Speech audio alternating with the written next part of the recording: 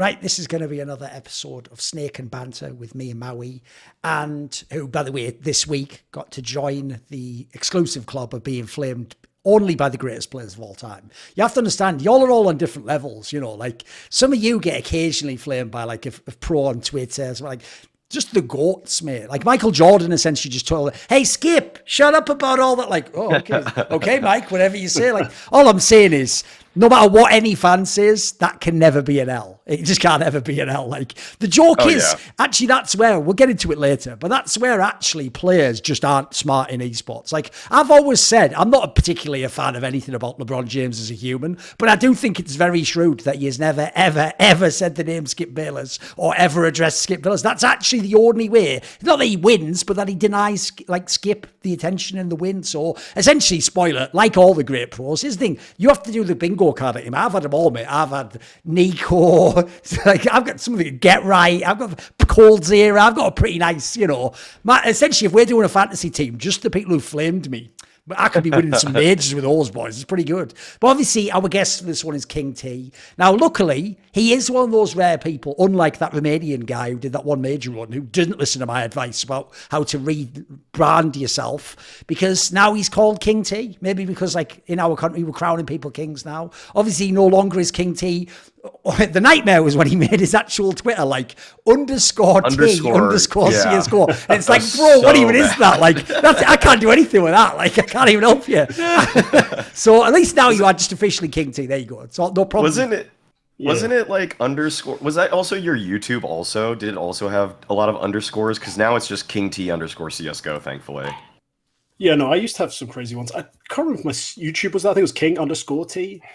But the worst was always my old Twitch, which was KingT2 Electric Boogaloo, which to promote and push was just incredibly difficult. But no, yeah, that Twitter handle was, I didn't know what to put, so I just stuck that in, and it stuck for way too long. Yeah, I needed to change it, and thankfully I did when they allowed us to. But yeah, that was something else. To try and say out loud on a Twitch stream, like, hey, yeah, promoting myself, didn't go very well.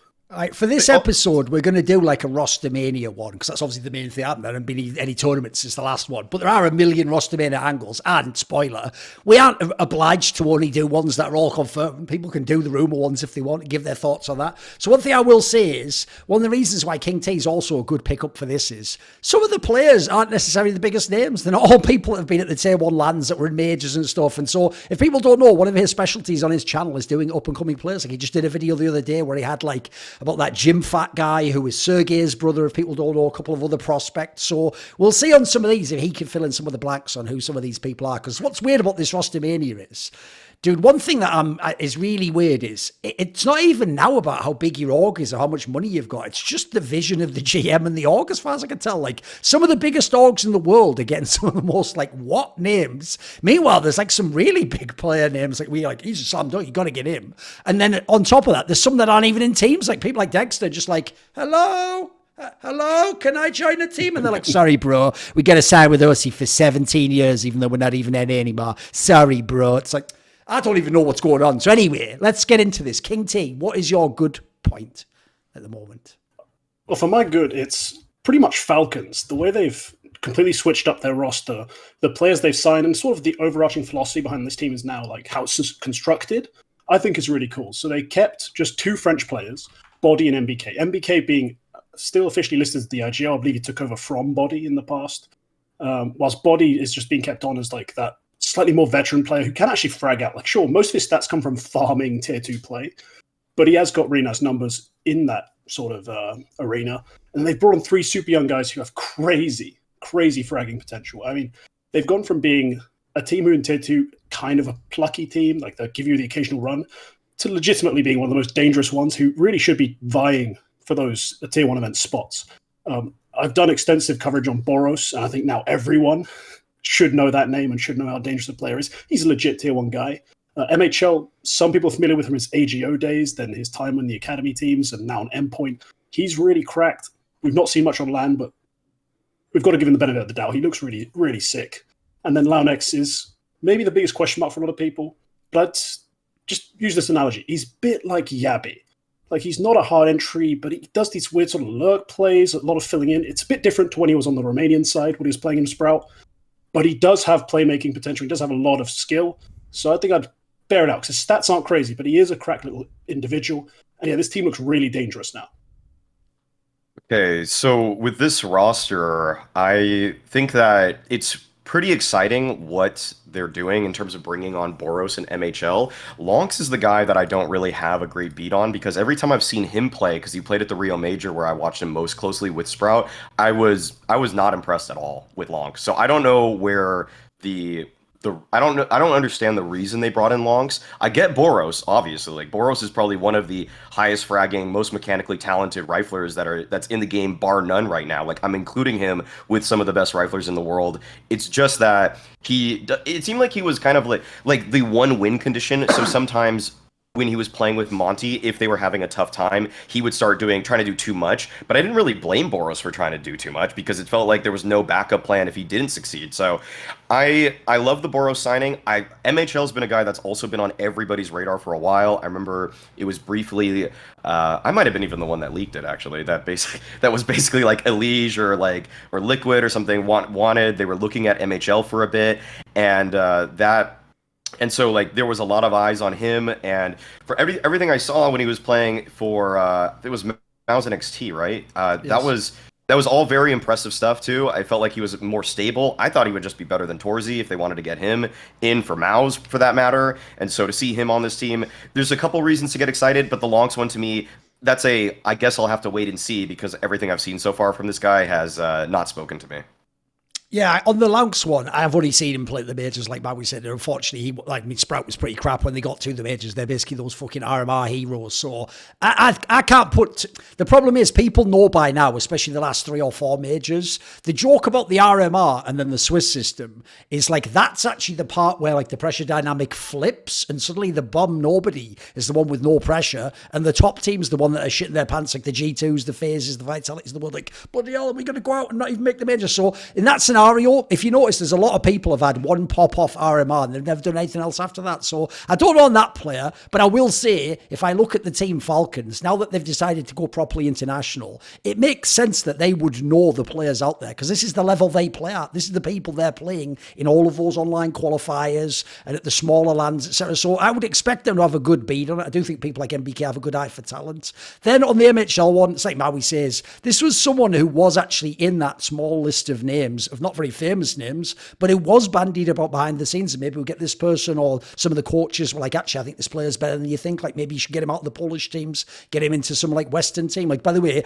this is the sort of player I actually think the teams like EG should have been looking at, where if they were going to go cheap but go for import option, you get someone who actually has like potential to be really good, not like a known quantity who just isn't good and happens to be an import. Like, that's the opposite way how you do it to me. So then the key player here is obviously Boros. I'm actually shocked that this is the team he ended up on after this roster swap. Like, in my world, if you're looking at some of the big name international teams signing players right now, teams like Na'Vi, Team Liquid, Evil Geniuses, these are the teams I would be expecting to be gunning for this guy. Remember, he's speaking English, like he's going to be totally fluent in English. Now, the one thing I will say is, the downside when you watched him at the major was, I agree with Maui, his mechanics are unbelievable. Like, genuinely, he looks like a fucking prodigy. Like, he's really skilled. The problem is, I'm so glad Kassad came up with that terminology. This is one of those players where Kassad calls them sharp, but you shouldn't call them very good players yet. Because essentially, it's just mechanics. Like, the problem I have with his game is,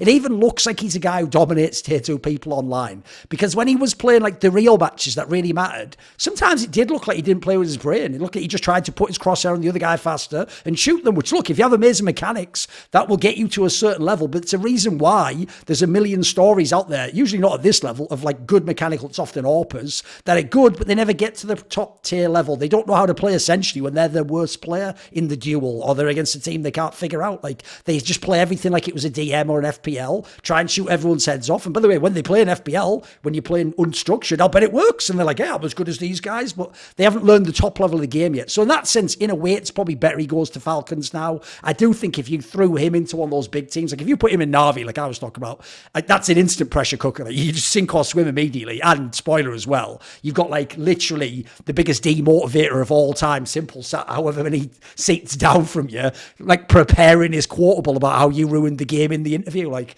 that's not easy. It's probably better to go to this team and be the best player, frag out, have people like NBK guide you, have some other players who open comments that take some of the flack off you. And if you actually are good, by the way, this isn't a terrible lineup of players. I'm actually, like I said, I'm actually sort of impressed with who they ended up with. And I wonder what went on behind the scenes that they finagled like the Boros guy especially. I can't believe there's other teams going with smaller names or trying to do like that scout of like, no, I've seen something in this place. Like, we don't need to see anything. Just watch your fucking screen when he was at the major. This guy's straight fire. So I hope he can develop into a really good player. I mean, it's going to be interesting in that regard. I'll also just throw this out there. The other reason why I think NBK, look, I still don't know if he should be in IGL. He's at a low level, so I don't have a problem with it. But I will say this.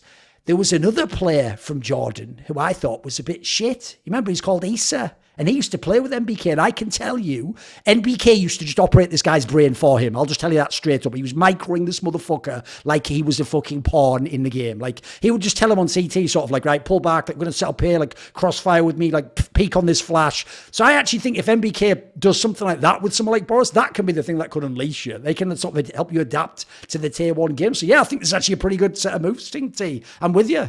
I don't really have any problem with it. Also, if you know the org, it's not an enormous org. They've got loads of money to throw around. Looks like they've had a pretty shrewd off-season. Fair play whoever picked these players up. Yeah, it's great moves. And I think the way they managed to finagle this Boros move, like take him away from a lot of other teams, this is just something I read, was they sold him on the whole idea that they're a Saudi Arabian team. And they sold him the idea of being closer to home, like all this sort of stuff. One quote used, like one of the words that was used was a bit closer to Mecca. I was like, that's maybe pushing it a bit much. Right, well, listen, they went all out with their PowerPoint, I know exactly. Like they had one hell of a, like, I think a sales pitch to him. He was approached by other rosters. This wasn't the only team that wanted him, but they managed to convince him to come over. And if any of that's true, kudos to whoever did it. Bro, that just makes it sound like, you know, when you're in the big business meeting, thinking like Suits or something, and they open up that laptop and it starts playing the PowerPoint presentation. Obviously, his just starts with something like, oh, Lord, and it's just like, just literally like, essentially the gist is, God wants you to join this team. You know, it's his will. You know, that's all I'm saying is, are you going to just go and join another team for, you know, filthy money? Or are you going to seek the righteous path and fly soar like a falcon with us around wherever, Riyadh or something? I don't know. Like, that's next level. If that's actually how they did it, that is actually some straight fire. Like, that sounds like an episode of a TV show, mate. The fact they actually pull it out. Here's the thing. Even if it isn't KingT, I feel like spiritually that is a true story, even if it never actually happened. Yeah. That's good. It's now canon. We'll write it. Exactly. It's too good. It's canon now. Right. Okay, Maui, what is your good point? This is the best. This is the best move ever. This is Cloud9 finally pulling the plug on the Nafany tirade that has just been tormenting Cloud9 for as long as it's been going on. Like, I have been so critical of him being the in-game leader for so long, and it's so rare as an analyst to be this damn right. And like, I know I'm this right because Cloud9 are finally giving up on this project to have Nafany as an in-game leader. They're bringing in Electronic. They're still keeping Hobbit, thankfully, and then they're obviously removing Buster for Perfecto.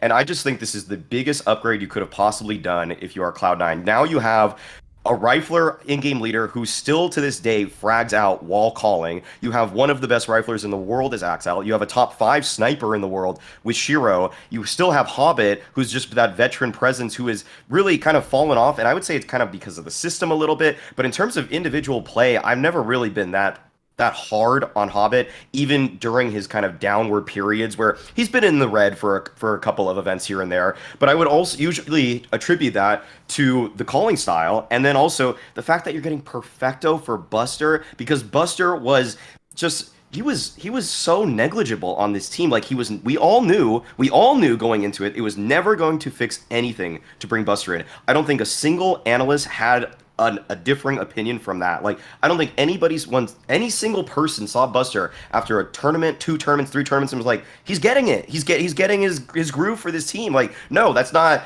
And that's not even a pun with the coach there. And if I actually had to go a step further, though, I would change the coach out too. I would change Groove out with this one, because if Groove is hand-in-hand responsible with Nafany for putting together that system for Cloud9, just throw him out too. Like, I don't want to see anything else to do with that. I'd rather see Electronic bring what he learned with Navi, with Blade. I'd rather see him try to work with a new coach entirely. There's plenty of like coaches also in Eastern Europe, like say you bring in someone like Hooch, someone that's very pragmatic with his approach. I would grab somebody like that, but still the fact that they were able to rid themselves of Nafany, rid themselves of Buster, and bring in Electronic and Perfecto. This has got to be the best roster move for me in this transfer window. Okay. Where are you at on this, KingT? Yeah. Well, yeah. We saw this come through, like the news. Everyone's like, rejoice. We all know Maui's vindicated. Like, finally, they followed suit and actually gone and made this move. I do think, though, that the point about Groove, he managed to duck heat for so much time. Like, we were always talking about the system being the problem. If your coach isn't in some way responsible for that, what is he doing? Like, I always thought it was weird how he managed to escape like the ire essentially of the community in that sense. If he stays here and develops something new with Electronic and it works, great. But I agree. If he's a part of the problem, if he's trying to keep this sort of style of play going, yeah, cut him immediately. That was one of the biggest issues, was the system, and the system has to be built by two people. It's always the tandem that makes it. And so I was always wondering why we didn't really hear so much about him essentially being replaced, taking a little bit of that shit that Nafany took for so many years. At this point, though, I'm most excited about the Perfecto upgrade. I feel like Buster, as you said, didn't move the needle, didn't change a whole lot. And Perfecto not only is a really good sport, he's the best at playing these sorts of roles and positions. We know it. Statistically, we've got the eye test. This makes the team a whole lot more dangerous. And alongside these star players, I expect Cloud9, sure, to have like a 1 or 2 month adjustment period, but then immediately go into contention. There's no way you have this much firepower and screw it up, except if you're still coaching them in the same way they were playing before. That's the only problem I can see them having, is somehow they're still playing that crappy system, then they won't have good T sides. But hell, I could see this team smash people out 15-0 if they get rolling, just on CT sides alone. So yeah, I'm very high on this. We've been waiting for it for so long. When the first rumors came out that they weren't cutting Nafany, the initial leak was that it was Hobbit and Buster cut. Yeah. I was a bit like, yeah, I mean, I guess they're better players, but it's nowhere near as exciting as if you're cutting Nafany. Cutting Nafany is, well, that's really removing the tumor. That's the biggest issue gone. Let's kick on and let's hopefully go see them win some titles, because goddamn, this team should have won so many by now if they weren't so ineptly led. Yeah, the crazy thing to me is, like, nearly every single time you've ever seen me take an IGL I think's like good but underrated, you notice the first thing I do is explain that they don't have the tools to work with. That's why I don't expect miracles from Aleksib when he was in NIP, or when he was in that OG lineup where he didn't even have some of the good players. He just had some whatever play. In those teams, obviously I don't expect you to win the tournament. How could you? Where's your star player? Where's your top 20 player? Everyone else has 2 or 3 and you have 0. And then you're looking at your supportive elements and they're just like okay play. You'd have to be like Glaive times 1 million in 2018 to ever do anything in that team. You'd actually have to like cheat essentially to win the game. The problem with Nafany is this: I don't know if I've ever seen a more egregious example of an in-game leader who certainly appears to have had control over the team, who had he was coming last place in tournaments, and yet 2 of his players on paper and did the eye test just looked like top 10 players in the world, simultaneous to that. And then I'll just throw this in there. Yeah, you could maybe have a top 10 player, but the role's wrong. Oh no, they're also primary rifler and sniper. Like, essentially, if you have those 2 players and they're top 10 in the world, and you're an IGL who doesn't just sit back and go, do whatever you like, lads, then you're a terrible IGL. Like, it's closest I can come without being in the team to saying that, like, objectively. Like, if I set up every metric without even putting these players in, and then I looked at Cloud9, it would say 99.99% Nafany is the problem. Now, there might have been other problems too. I think it's very rarely one player, even the IGL, if you're doing that badly. But that's the joke, because they've actually removed the players you'd want to. Now, the funny thing is, I actually do think Inter's died for nothing. But the joke is, in a circuitous route, you've actually, in a fucked up way, it's almost like that time, I know this reference, the Lakers managed to like flip Andrew Bynum into Dwight Howard, which is like, you've just went to a better play. How do you do that? Like, essentially, you've gone from Inters via Buster into the even better version of Inters, who's also won a major and can actually like carry series. Like, That's actually, suddenly, all of a sudden, all that time of like flaming Cloud9, now we start to think like, maybe there's some thinkers over there. This is a fire pickup. And obviously, look, they've done it as Cloud9 did as an org opportunistically, because if you look at the flags of the players leaving the Na'Vi players and what team they're joining, I don't think there's a coincidence there. But I'll tell you what, you make hay when the sun's out. It's a perfect time to pick up and make like a Hobbit aside, a Russian super team. Of not only that, you haven't even gone for the up-and-coming talents. You're not someone gambling that Patsy becomes awesome or that Wonderful makes it. You've got them already. All 4 of the Russian players are straight fire. Straight fire. 2 of them have won majors. 2 of them just are the best players in the world.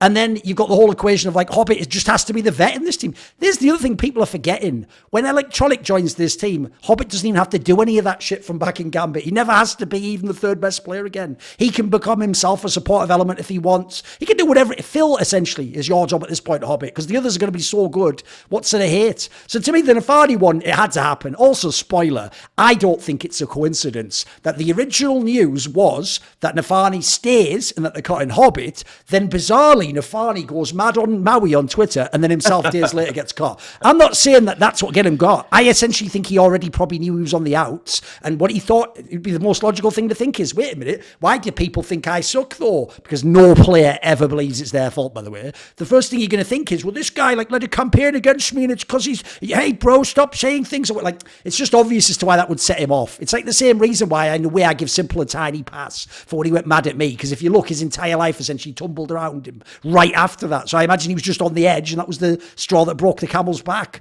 So to me, it's a great move. The only issue is obviously Electronic IGL, right? The joke in this team is Electronic doesn't need to be old Electronic even if the IGLs. Like, you've got Axile. Like, that's the problem in Na'Vi, is you needed him to both be a good IGL and be Electronic, and he couldn't do both. And then I'll throw this in there. I'm with you. If Groove fails with this lineup, you just replace him. But the reason why I might keep him, and the reason why I don't hate the idea of trying Electronic IGL, although I would still just have gone full big balls and get Jerry as well and say, fuck it, and just do a real super team. But the reason why I don't hate it is because I just know from talking to Blade for many hours off camera and on camera, he is a very, very particular thinker about the game. I mean, I always tell people this. He was actually around in the early 2000s. Like, he didn't like learn CS from someone else who learned it from there. Like, the joke is he was like the one at the beginning. He was like the guy who went like, I'm going to call that animal a giraffe. Like, that was him. Like, he did that. He didn't like learn about giraffes in a book later. Like, so as a result, you can imagine he has a totally different way of thinking about certain things in the game. And so the problem is, I always thought the Electronic problem was, you're not only being asked to be an IGL, you're being asked to be like a field general of a guy who has his whole school of thinking about the game. And just because you fragged under him in Flipside and Na'Vi doesn't mean you know all the intricacies of how he wants you to call. And everyone's seen, Na'Vi does go for the perfect still. They want to be CIS fucking Astralis and go super slow and punish every pick and force every piece of util. And I think that is terrible when you're a former entry fragger who's the new IGL. In this team, I'm going to guess they won't try that style. I'm going to guess they'll do something different with Electronic. Maybe he even gets some free reign how he wants to call. So it even could be a better IGL calling from him, quite frankly. And let's be real, his pieces in this team are better than they were in Na'Vi, because he got sort of the whack Na'Vi with MPL, didn't he? He's actually got some fucking banging pieces right out of the gate. Like, I think he's got a very good chance to at least find his footing. So I think that's mega. And if you notice, I've left Perfecto till the end because I think this is the most slam dunk pickup I've seen in fucking years. I think Na'Vi, for real, look, I do think the international angle's interesting. That's going to be one of my points soon. But I think it is mentally let a guy like this go. I could even see letting Electronic go because of certain things with his family in the past and all that. But the thing with the Perfecto one is, as far as I know, Perfecto never put a foot wrong in the game, outside of the game, and was, like we're talking about here, OP as fuck relative to the role he plays. Dude, I've even seen this guy top frag from the positions he's in. The guy is just a fucking stud. Like, I've always told people, being as old Zipnix is just dead with a fucking 2 suitcases full of money in the Danish desert somewhere, as the joke would go.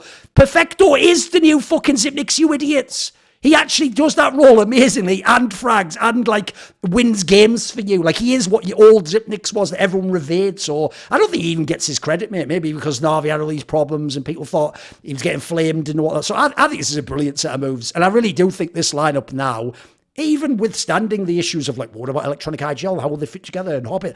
I don't care. This just looks on paper like it should immediately become top 5 in the world. Like, I could even see a world where they just do like a honeymoon run and just fucking tear up the first tournament and start wrecking people. Like, I'm actually really excited for this one. It's a really great set of moves in the end. Because I was also worried, like we were talking earlier, I was worried that they were just going to keep Nafany and then it would be like, we would figure out it was his problem. But after yet another set of players, that might buy you another 6 months of some bullshit. I think it's the perfect time for this move. I would have been so disappointed if it were just Nafany for Hobbit, just because then we know that the calling style is still the problem there. Like, I mean, the thing with the whole like style and what Nafany's doing, I think that the reason I wouldn't even really give Groove a pass though is because so many times I've heard like when I go at Nafany as hard as I do, people have always kind of tried to come it back at me, but it's like, well, Groove's the one that's like helping create the system, and it's like, well, yeah, throw them both out then. Like I don't want to see either of them touch this roster and ruin it in some other way where they think like the style of just. Like, I felt it was so antiquated so instantaneously. Like, people literally figured it out, and they're just like, okay, just op against them. Just op. Like, it's not hard to beat this T side. No, I just, honestly, though, if this... I would be shocked if this team doesn't win a tournament in the first 6 months. I would be shocked. Just with that firepower. I will also say as well... The one area you did ruin Nafany is just spelling his name that way, because if you saw, I did it again on Twitter. I tried to think, well, you know what? I am the historian. So I thought, you know what? I'll make a good point. Gambit were amazing online, to be fair. We can't really know if he was making the calls then. Obviously, some people speculate it was Groove. So I tried to give him credit, and I did say, like, online, unironically, they were one of the best teams I've ever seen play Counter-Strike. But then I wrote his name as Nafany with a PH, because even though I was trying to say Nafany, and then I only noticed, like, 6 hours later when, you know, I had, like, 30k views or something. And I was like, nah, there's no point changing it now, is there? It's like, he just can't catch a break. That just wasn't his week, Maui. It wasn't his week, mate. You're not the only person. I've seen a couple PH spellings, actually. Like, people really think that it is spelled like Nafony, but yeah, no, that's probably my greatest contribution, and Cloud9 will be thanking me. And they would have actually, what they should be doing is actually retroactively thanking me. They should have actually done this a long time ago, because look at what this roster has done with them not even making the most recent major. Like, that's just terrible. That's just so awful. Like, yeah. I mean, it's why people get mad at Hooksy too, I'd say. And I'll just throw this out there, because I've said it the whole time. It's just it never properly happened because they only won that Dallas event. The second they actually, for real, tournament on tournament, are in like semis and finals, I don't give a fuck that 0 people in the team are from North America. They will have so many fans. Yeah. It is ridiculous. Because people at this point say, well, Liquid, people just want to win a mate. We'll worry about the nationality after that. Like, that's a luxury item. Like, let's just have a team that we can support that wins. That's what I think people want. So I think they'll be very well received. Snake and Banter is brought to you, of course, by eSportsBet, the industry's leading crypto odds matrix, where they still have their classic first-time deposit bonus of 50% up to 100 USDT. Right, my good point, so on brand, it's ridiculous. And it's so ridiculous that I'm not even going to pretend it's not biased. And I'm not even going to give all the rest of the details because no one fully knows. I'm just going to say this sentence alone just shows who I am, is that I just think that Simple and Aleksib is actually going to be fire. It's actually going to be fire. Not even anyone else. Forget anyone else on the team. The reason why I think these two will actually be fire is because, right, I'm going to do a video on this soon. That whole thing that every person on Reddit repeats. I hope people understand now why Reddit is just crowdsourcing the shittest ideas in the community. Because what happens is, because by definition, when you say things that are upvoted, you get a little thing of like, oh, I'm right. People agree with me. Oh, I might know what I'm talking about. People hear one time, like Aleksib micromanages, and that is just repeated as if it was like a fucking law of physics forevermore. Like after that, every game, every CT side, every T side, every map, every opponent, all he is doing the whole time is like some caricature of existence from 2011, like I am the fucking genius anime protagonist who will now control every one of your movements. Pawn 1, move forwards 1 step. Pawn 2, move back. Like, as all he's doing that, spoiler, I'm going to do a whole video about it. It's all nonsense, essentially. Like, it's a total exaggeration of a misunderstanding of someone who meant something slightly different years ago, repeated by Reddit. So I'm not worried about this whole angle of like, but what about, because they did the same thing with Nico, remember, of like, but he's going to try and control him. Like, spoiler, Aleksib isn't going to try and control Simple. I promise you that much right now. And here's the reason why it's going to be fire. Because what player did he ever have comparable to Simple? You're going to say Nico, Bro, Nico has the exact same problems with Huxley as he did with fucking this guy. As far as I can tell, the last IGL to get Nico to work really well was Nexa, his mate, who essentially, as far as I can tell, let him do whatever he wanted. So, like, as far as I can tell, the big problem for Nico was he still, remember, 2 years later, thought fucking Carrigan was overrated. As far as I can tell, Nico is like, we don't have a term for it. I guess he's unleadable. I was going to say uncoachable, but it's not about the coach. He's just unleadable, I guess. So I don't really to put that on Aleksib. Be like, you couldn't get Nico on site. It's like, no one can, mate. He's one of the biggest enigmas in the history of the game. Simple, on the other hand, aside from all the fucking conflict shit in real life, whatever brought Simple down? Bro, Simple fragged out on shit teams. Simple was even doing semi-well now when the team was at its absolute worst it's been in years. He did it with any IGL. He did it with any fifth player. Simple is one of the most bona fide, like, slam dunk, like, we'll just frag out anyway. So if you're Aleksib, you've just got the biggest gun in the history of the game, and you don't even have to aim it, mate. You just say, you know what, bro, you know best. You just go frag them. I'll worry about these other three. That's the fucking dream if you're a fan of Aleksib, and you're Aleksib. Think about the players he had in the past. Like, who the fuck was that player on OG? Spoiler, there wasn't one anywhere close. Even you think of this Nip one. On paper, it should have been maybe Config. Never really got going like he hoped. Prolan was nowhere near the player people pretend he is from years ago. And then even on the old great Ents, the Ents that was in major finals, bro, his AWP was Alu. Like an above average AWPer, but never like a top 10 player in the world for me. Never an elite star that can out aim all the... So I don't know what the rest of the lineup will end up being. I even get the feeling maybe this is just a blast lineup and they're going to change one or two pieces. Who knows? But I actually just think those two pieces alone, I think Aleksib is underrated as fuck, and I think Simple is the GOAT. So put those two together. I'll take my licks. If somehow this doesn't work out, if Aleksib, maybe it turns out he can't manage people who are big egos. I don't know. That could be a thing. You get that concept in sports. Some people are amazing coaches when all the players listen to them. When they have the big ego stars, they have their problems. But I just think, even though everyone else is going to think this is like a middle move, or like what they're doing there, I think it's, if you're a fan of Aleksib, this is the dream, mate. I think it's going to be amazing. Yeah, there should be no problems on that front. I mean, Simple Aleksib, the combo there isn't, I don't think, in question, because even if, let's say, Aleksib, his calling style doesn't suit Simple, is that really going to affect Simple? No. The problem is, can Aleksib call the other three players into position, call them into favourable spots, and generally just allow Simple to be enough of a rotating float of doing whatever the hell he wants to do, to just go and win rounds, go and win games.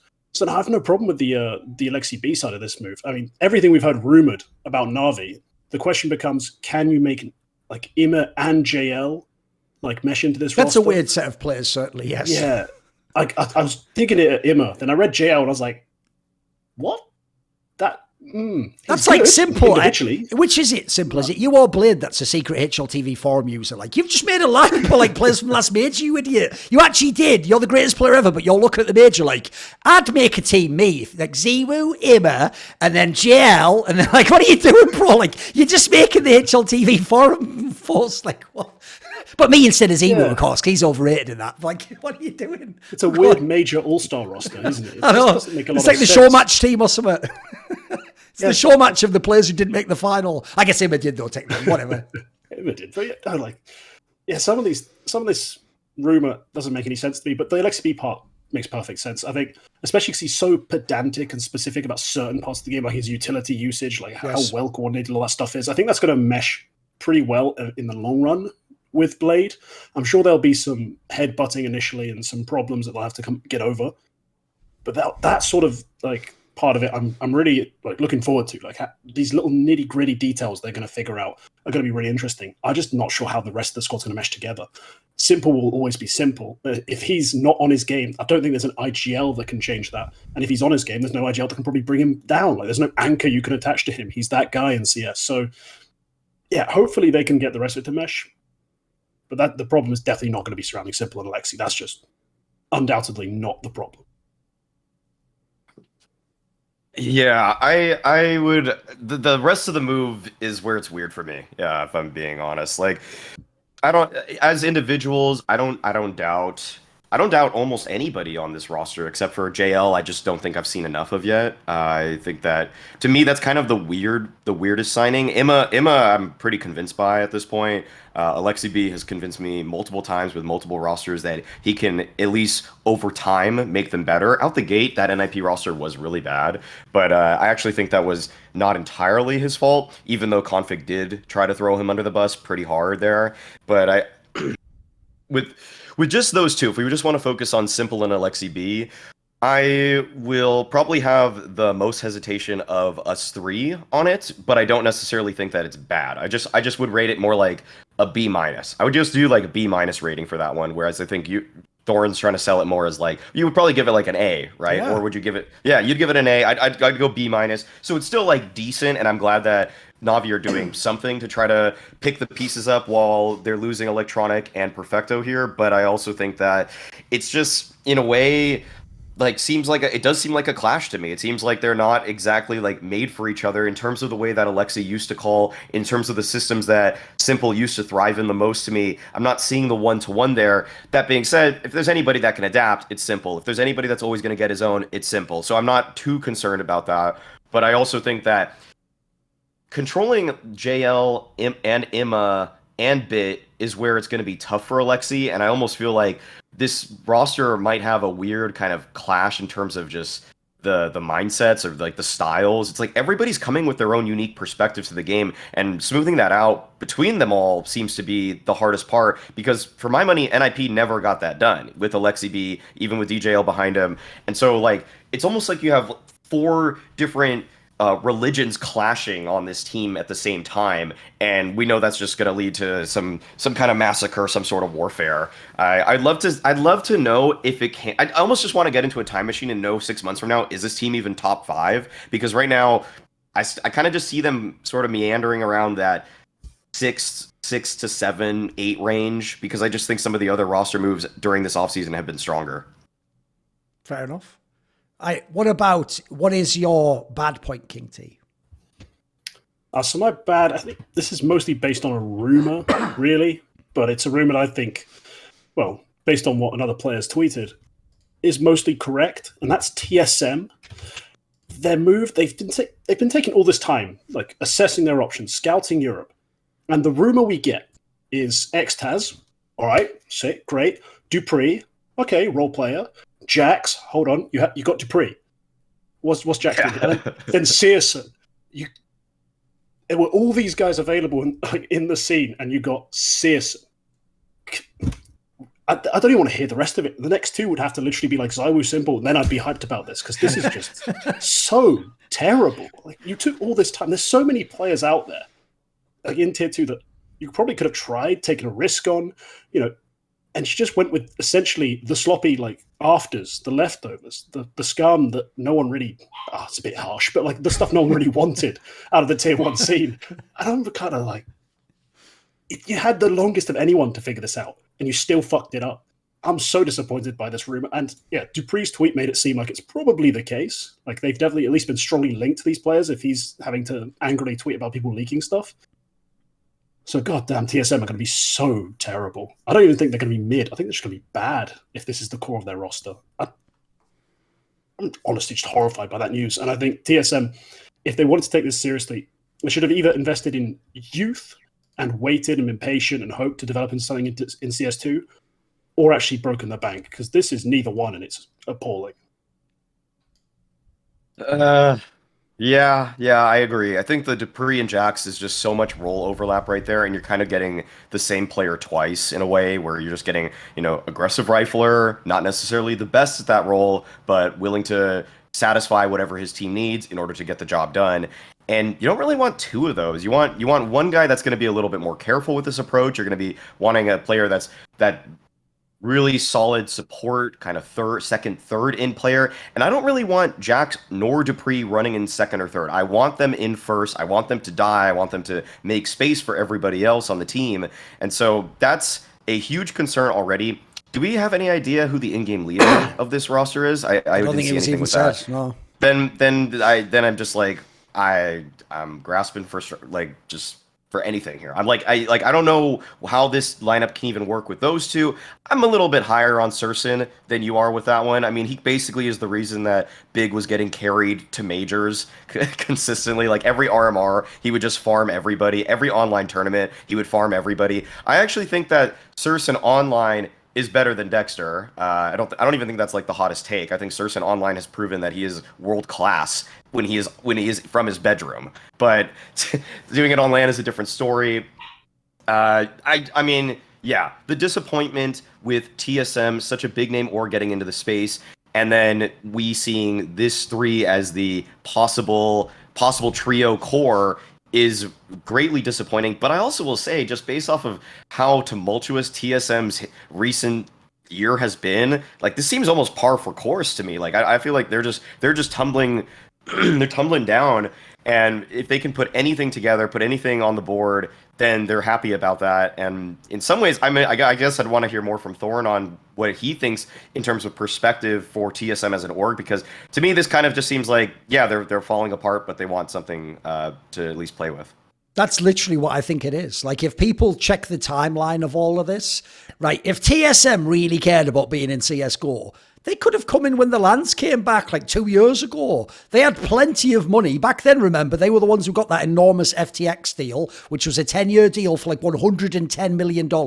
Now, spoiler, they saw very little of that, as you can imagine, because FTX went pop since then and fucked a lot of people, including TSM and Riot. And it was one of the biggest deals, obviously, in the history of esports. So they did lose a lot of their money from that. Then there's all these scandals they've had in League of Legends where basically Reginald, the face of the org, is like told you actually can't be involved right now, because he's had too many years where people think he was like abusive to employees. When I say abusive, not in any way implied sexual or anything, more just being an arsehole, basically, not even anything illegal, just being rude or whatever, and sort of being shitty to people with his attitude. But basically, if you look at the timeline, I remember, I mean, I might be slightly off with the exact timeline here, but I'm almost certain this was the order. What happened was last year, a lot of people didn't notice this. TSM was one of the teams that didn't get the Valorant partner spot in VCT. And I'm almost certain it was right after that they pivoted to this CS angle of like all these leaks. And they even did, remember that guy who's like Dominic whatever, who was like the GM at the time, even did a post where he sort of said something like, we're going to get into CSGO, and implied, maybe it was implied behind the scenes, maybe they want to buy a blast spot, like if you remember Heroic did from MIBR. So it was implied they want to go heavily into CSGO. Now, my problem there is, one, that sounds like that's just your pivot because Valorant didn't work out for you. Because in Valorant, if you have the VCT spot, you get like a share of the revenue, etc. So to me, that was just there like, wait a minute, let's go into the other TAC FPS, which is like,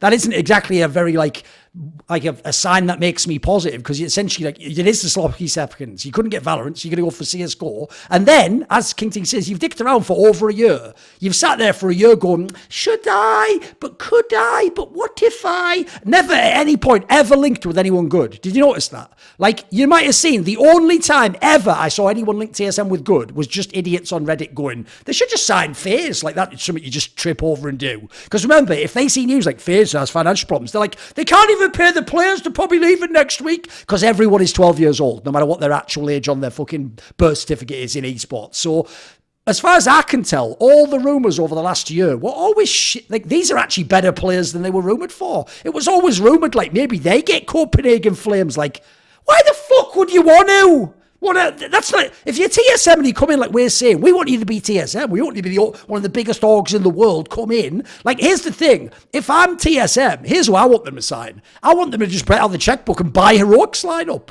and go, you know what, wait, what else do we need, Cadian? What's the last piece we need to win every tournament? You tell me, we'll make the fucking super team. Do we need device? You tell me what we need. I want that sort of a movement. Come in and get some really good fucking team, but one of the ones where they might be for sale. They might actually be someone you could buy with the millions. They're clearly not doing that. This is a mega fucking cynical roster to me. These are throwaways. Like, spoiler, does anyone actually think big name teams were fighting over any of these names? All three have been completely rejected from tier one. Like, I'll say, so one last thing to say is this. In League of Legends, the home game of TSM, this is why you know it's not an org that wants to spend money. Because when all this shit went down, where the LCS is dying in viewership and everyone's getting overpaid, and Riot finally announced you didn't have to have an academy team, etc. When all this happened, TSM was one of the first orgs to say, one, we plan to leave the LCS. That was their home that built their org, guys. 2, we might even buy in like part equity into a team in China, so we don't even give a fuck about the NA fan base, by the way, that we literally built in esports. Like, people know, to this day, you get TSM chants at events they're not even at, in games they're not even in. That's how iconic that brand is. And then finally, the new roster they have now in LCS is basically all playing on close to the minimum you're allowed to pay anyone to play in LCS. So that tells you they are not an org that want to invest big right now. So sadly, this isn't the TSM we all think of. Like I say, if they'd come in 3-4 years ago, they could have been the biggest team in the world. They could have had Heroic. They could have had some mega signing. They could have made their own super team right now. You could have had some of the players that are on Na'Vi. You could have done all sorts of shit, but they didn't. So to me, I don't expect big things. Then I look at the players we're talking about. The Xtaz one, I'm with you. I do hope he gets this. You'll notice he doesn't do English interviews still. That is a massive fucking red flag for me, mate. Because you were just in an international team that looked like half as good as it should be, although you had the one Katowice final.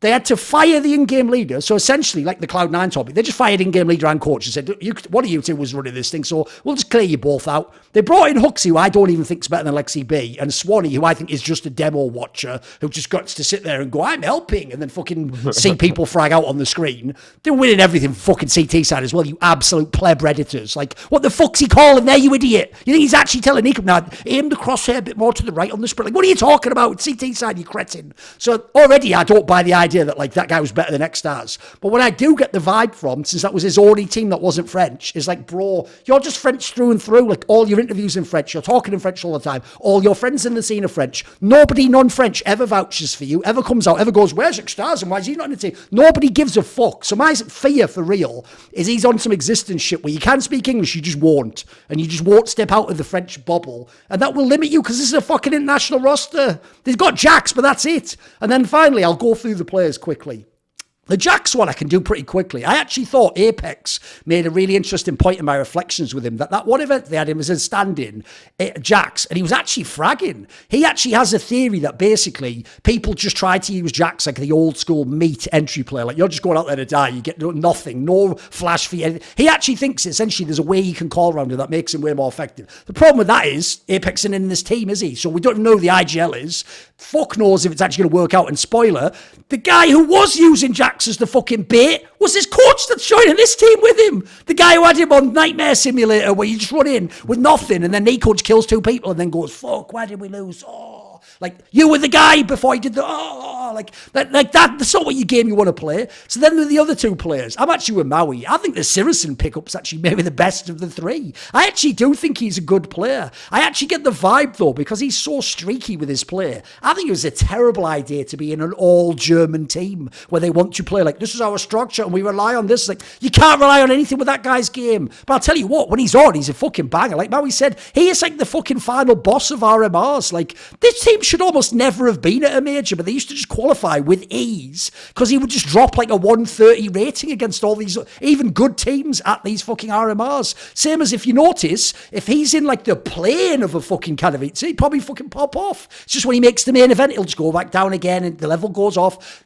On this team, when you're being cynical and you're picking up throwaways, fair play, that one's not bad. That actually has the potential to win you a few maps on LAN. The Dupree one, I actually think is whack as fuck. And here's why. Because when I talked to Apex publicly and privately, it was intimated to me that like part of the problems they had in Vitality wasn't just the Spinks equation. It was actually, or Apex's calling. It's that Dupree, because he had his boys Magus and Zonic, still thought he was old Dupree. And thought he could do some of the shit he used to do before. And spoiler, he not only couldn't, but whatever they changed those last 2 events, like made him like twice as good at the game. Made him actually like a viable player in CS. Now look, fuck all that noise of all these people out there, analysts, who go like, he was actually a big part of them winning the major. By definition, he was the smallest, you cretin. Big and small are terms within a finite context. He cannot be the biggest, can he? He's not Zemu. He can't be the second biggest. He's not Spinks. Magisk was fucking unbelievable on T-side. And Apex at least called a few good games. So you know what? I'm just going to go ahead and say, by definition, he was the smallest part. If you can't handle that, it sounds like you have a problem with reality in Counter-Strike, not Dupree or me, quite frankly. I don't look, what is this thing where because you like someone, you just blow smoke up their ass? I was quite a good friend of Get Right for many years. I told him tons of times, mate, you're just fucking washed. Like, what do you want? Like, it's not my fault you can't be as good anymore. Like, we could go watch an old fucking video from 2014 if you want, but if you want to stay in a team now, you've got to be a role player. You've got to be like the greatest fucking like support player ever and do a little bit of lurking, or you've got to be on a bad team. Like, that's the other problem I have here. My biggest fear is every shithead HLTV fan's wet dream that the real reason Dupree's joining this team, Maui, is to try and roll back the years and be a star. Because in that scenario, look, for this TSM, that might even be the only thing you can do for like nostalgic reasons. But if you actually want to be a top 10 team in the world, it is so stupid to let old washed players try and recreate the glory days. It just does not work in Counter-Strike. I mean, we'll get to this on a future episode, but the joke is, the reason I actually think Fallen might even work in Furia is he won't in any context be trying to be the star. He'll just be fucking doing what Electronic's going to do with all those stud players now. He'll just be piloting some really good players and getting carried. Just like in League of Legends, knowing how to let yourself be carried is a really valuable skill set. It's actually one of the most underrated in this game, in my opinion. If you knew how many supportive elements in good teams secretly think they would pop off if they had the resources, like, oh god, it'd kill your soul if you knew this, guys. So I actually think the Dupree move might be the worst of the three. Like, I could see a world where, first of all, I hope, oh my goodness, I hope what happened with Glaive doesn't happen with this guy. What if they're just shit for 6 months, guys? You think he's going to be putting in mad hours? No, he's going to start looking into the horizon on a fucking rocking chair, drinking fucking iced tea, isn't he? And thinking, when does my bag run out? And can I get one more, please, before I retire from CS? Because that whole thing where even he was sort of making it like shocked that like he's being caught. It's like, bro, look in the mirror. You were really shocked. Because you know that angle of like, bro wins a major and gets caught? That's called good GMing. Because, spoiler, they barely won that major against the worst teams you ever face in a playoff of a fucking major. And then on top of that, you think they were going to win the next one? Bro, the scene is at a terrible spot right now for the top teams. This was their dream. And by the way, if Heroic had made the final, I don't know if they do win. I'd love to have seen that match. I still wish I could see it, essentially. So to me, I actually think these.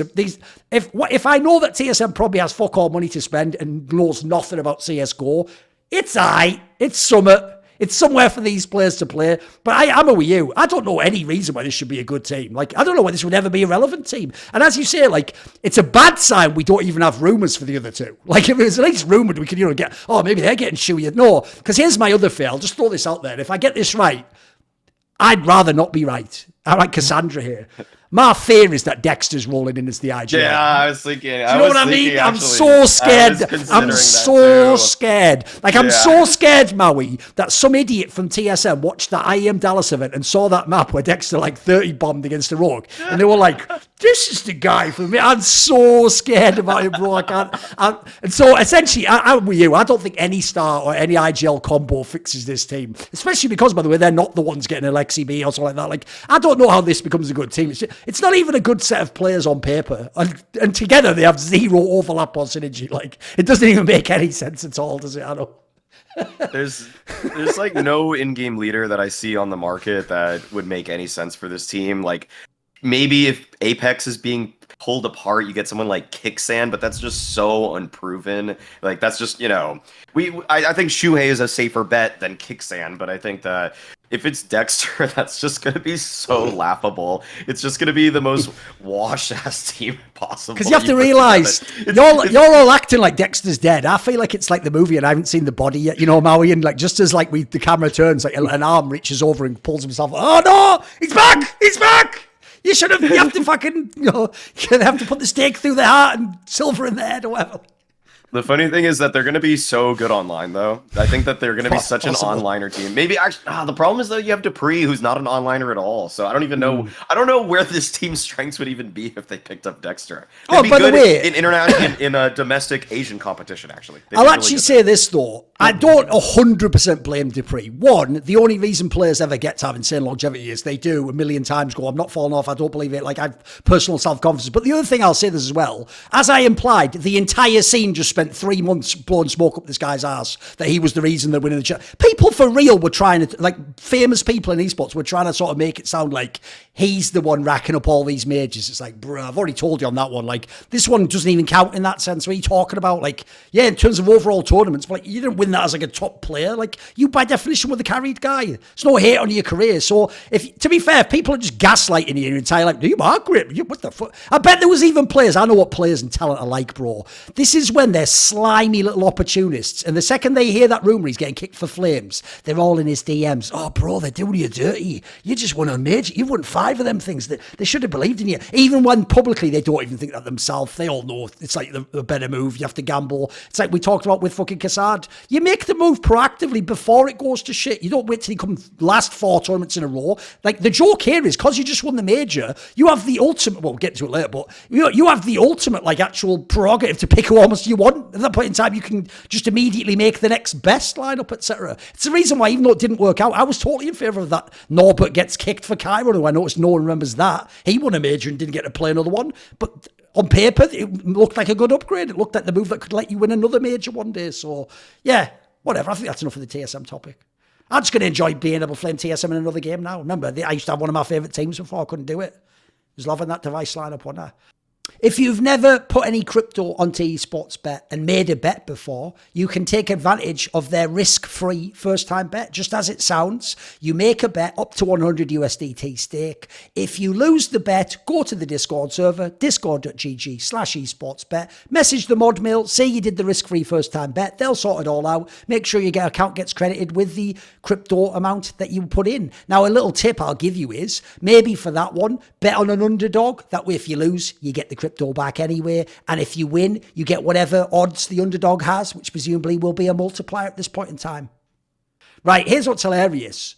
For Maui's bad point, it just has a name.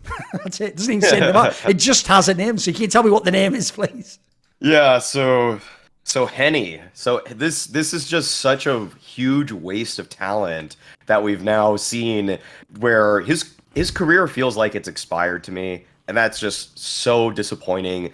The decision that he made. So the reason I bring it up here, obviously, is that he was recently benched from MIBR. They haven't even named a replacement yet. I guess you would probably have to assume that it's going to be safe, just because he was recently benched from Furia, so he might be going over to MIBR. I don't even think it's necessarily a bad move for MIBR to do that, to try to see if they can get more out of safe. But I also think that Henny was good on MIBR. Like, Henny was one of the reasons that team was afloat, because Insani was very streaky. He was the guy that captured everybody's attention on that roster, but he had tournaments where he just fell off completely. He was the worst player at the Americas RMR, and if Insani himself played up to the normal standard that we kind of built up for him, then maybe this team would have actually made it to the major, but instead he just kind of fell off. And I think it was Henny. I think in terms of rating, Henny was probably the highest on the team. I think it was, I'm pretty confident saying that Henny was the highest rated player at the RMR for MIBR. But really, I mean, the greater picture issue for me here with Henny is that he was so disgustingly good for Furia. Like, he was the missing piece for them. And since he left Furia, that team has felt such a far cry away from being competitive in the tier 1 space. They have become more or less a laughingstock, where people are now pointing fingers at Art and his style because they're saying that that's outdated and that's never going to work because it's too much of a gimmick. But one of the key anchoring features of when that lineup and that style was working was having a great passive opper that could clutch rounds really well, work with the space that Art would create with Yuri, and that was why Henny fit in so well into that team. And then, like, we saw him obviously performing really well back when he was on Immortal, when they made that Grand Finals. He was the highest rated player in the Grand Finals in the losing effort to Gambit at Krakow. And I would just say that, like, I don't know where Henny goes from here. I don't know what team he's going to find himself landing on, but I just think that for a guy that is so skilled, and he's not the most versatile opper in the world. He isn't great at always going for opening picks, but in terms of just when you want an opper that's kind of like more on the support side, that's going to be good at throwing like utility, but also working in the mid round with the space that his entry fraggers create for him, Henny is so strong at with that particular skill set. So it's just super disappointing for me that a guy that I used to consider my favorite player when I was first getting into the CSGO space has fallen off so drastically, and it's mostly his own doing. It's mostly the fact that he left Furia because he wanted to play with his brother briefly on was it MIBR actually? Like I think it was MIBR when he left Furia to play with MIBR, to try to play with KNG and Lucas and those guys, and we just have seen nothing from him since then. Like, he has been off of off of the map completely. He's just lost the plot in terms of where his own career is going, and he's really just shot himself in the foot repeatedly with a couple moves, mostly just wanting to play with his bro. I get it. I get why family matters. Like, you know, I don't need Dom Toretto to tell me that anymore, but I also just, like, I just hate seeing his talent go to waste. Yeah, he's really one of the weirdest, hardest to like take stories of just wasted potential. Because, well, a lot of the time when you think of a player whose potential never really came to be, it's usually there's some sort of tragedy, there's something that went wrong, never found the right team, was from the wrong region. He found the right team. He was in a region that was booming. Most of the time, he chose to make the wrong move. He was his own worst enemy, and I want to feel bad for him, but I mostly feel bad for everyone else in the scene who was watching, who got deprived of essentially a great Furia team who could have been far more competitive for so much longer. I don't really feel bad for him, because I think, yeah, most of it has been self-inflicted, and that team with his brother, not only was playing with family, it's also playing to be a party boy, to be an icon, to be just a star. He didn't actually really seem to care that heavily, at least the team didn't, about being great. So I think a lot of it just comes down to his own choices. And there is potentially some space in the Brazilian scene to build another team where he can feature. There's still a lot of players, like, I think, are kind of in flux, like with the recent, I think, dissolution of the Loss Plus One, or whatever the hell they're called now, team. It used to be known as Team One, quite simply. Team One. Yeah. There's some spots open there, potentially, if they're looking to build, where you're thinking, oh, okay, they've already got Malbs, they've already got some other talented players. There's some free agents, I think, who are still floating about, who could be decent. So there's maybe another team for him to join, but you're going to get great numbers online, and then potentially maybe get through some qualifiers. There doesn't seem to be a real path back to the top for Henny. When I think we're done seeing him in Tier 1, and that's disappointing. But as I said earlier, I'm not too sorry for him. It was a mostly self-inflicted sort of disaster. And so here it is, yeah. A footnote, really, in the history of CS. Well, not a footnote. He has his own little story to tell. He did have some great runs, some really exciting performances. But all in all, pretty much a wasted career, which is unfortunate. Yeah, to me, he is one of the most mysterious players in the game and out of the game, because out of the game, there's obviously that whole thing with his brother where they've actually both just like cock-blocked each other's careers. Like, if people don't know, supposedly when they initially kicked FNX, it was actually Lucas One they were going to pick up because he played his roles or something on CT side. Like, he would have just been in the two-time major champions at that time. Instead, he turned it down to keep playing with Henny. Then obviously Henny had a bunch of times where, I mean, the only reason he actually came to Fury, as far as I can tell, because it was the online era. And then after that, before we even got to LAN, he left Fury, even though that lineup looked fucking mega, and it's never looked as good since, and actually did look at the time like if they properly bedded in, they could have been top 5 in the world, but we never got to see it, so we get cock-blocked from that as well. Then we have the whole thing where they just keep playing together over and over again. The problem with that one is, it's like, on one level, I get it. It's like Taps and Never Leaving Big. Yes, you have like another reason outside of the game that you want to do something in a special way. The problem is, you're not really living up to that in the way you make that sound. Like, you're making it sound like, but we're going to win together. It's like, no, you're never going to win. You're just going to be together. Like, you're never going to win Tabs, and you're just going to be in a German team. Like, if you can accept that, you can accept that. But I don't have to, because I'm not you. I can just watch and go, dude, we're in a world where like Simple can play an international team. Like, why can't you? Like, why is this such a big deal to you? So, like, I sort of get it, but I also don't. And I have to say as well, this is the other reason, especially, that I don't get the Lucas one. Because if I'm Lucas, and I am more of a supportive element, and that's what I've done my whole career. My brother's this stud AWPer with like sick mechanics. Mate, I'm telling you to go join the other team. I'm like, you know what? I'll be here when you finish the tournament. Like, we can have a boot camp, we can party, we'll celebrate when you win the major. But I'm telling you to go join that team. Like, bro, you've got to play with the greatest Brazilian players. You've got to see your potential through. That's the part I don't get on that one. It's like, why are you just collectively dragging each other down? And then as a player in the server, also a complete enigma. Because as Maui says, the best period of his career actually probably was the Furia period, when he really adapted his game to be very different. But he was just doing a great job. Funnily enough, I actually think he ruined their team, because he made them think they could have like a fucking low econ AWPer, which, spoiler, they never recruited one. They then recruited a high econ AWPer and put him in low econ AWPer role. That's why, as I said earlier, I even think Fallen could work for this team. If you just think about not using any resources and just being sort of like min-max, and it could even work. So to me, it was such a sad thing, especially because when he was in Immortals, I get why people this is one of the first players I called out as overrated. I get why people got tricked though. The eye test looked fucking amazing when he was hitting. He actually was a bit like Sivison in that way. When they were on their game, they did look like they should be stars. They looked like studs, mate. His firing speed was unbelievable. He might have been the fastest in the world at one point in time. The problem is, he just was a streaky player and also didn't necessarily seem like the smartest player back then. So it's just one of those players. You think of all the Brazilian players, I'm with you. Most of them, it's like they had a really bad attitude or they had fallen out with a player or they got their chance on the big team, they never made it. This guy just dodged a bunch of his best chances. In general, was like good for the teams he was on. He was nearly always one of the better players. It never came together. And quite frankly, he never survived the online era. Like he was never in a relevant team after that. He was never in a position where anyone cared anymore. So if you think of the fact that major final was in 2017, the window's just closed now. You know what I mean? I'd like to believe it wasn't, but a mixture of career choices and the fact you still haven't given up on that thing of like, I must play with my brother when possible. Like, then that's just the way the career went. This will be a great fucking 30 for 30, but it's not a very good actual Counter-Strike story if you get the difference between the two. Right. What is my bad point? So here we go.